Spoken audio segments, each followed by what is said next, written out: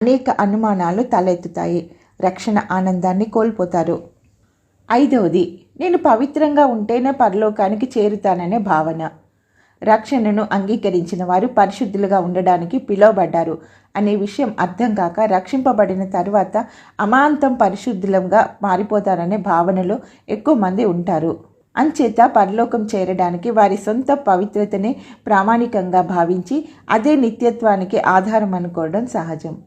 వీరు తమ విమోచనకు ఆధారం క్రీస్తు శిలువ కార్యం మాత్రమే అనే విషయాన్ని విస్మరించి ఎక్కడైనా ఎప్పుడైనా తేడా వచ్చినప్పుడు తమ రక్షణని కోల్పోయామని భావించడం జరుగుతుంది. ఇవే ఒక వ్యక్తిలో తాను రక్షింపబడ్డాను, పరలోకం చేరుతాను అనే నిశ్చయిత లేకపోవడానికి ప్రధాన కారణాలు. అవి వివరిస్తూ ఉండగా మిగతా విద్యార్థులందరూ గుమికూడడం గమనించాను. సరే, ఇక ఒక విశ్వాసి రక్షణ నిశ్చయిత ఎలా కలుగుతుందో దానికి ఆధారం ఏమిటో క్లుప్తంగా వివరిస్తాను అన్నాను.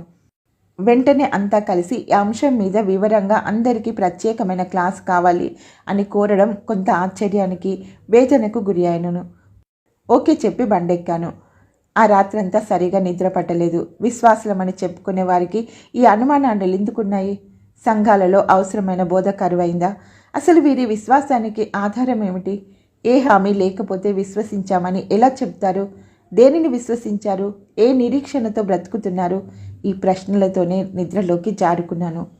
తెల్లవారింది. 10 గంటలకల్లా మరో సంఘంలో వాక్యాన్ని పంచుకోవాలి.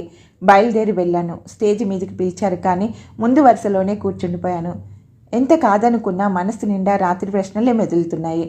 వాక్యం చెప్పే సమయానికి అనుకున్న అంశం పక్కకెళ్ళిపోయింది. ఊహించకుండానే విశ్వాసుల్ని బలంగా ప్రశ్నించాలనిపించింది.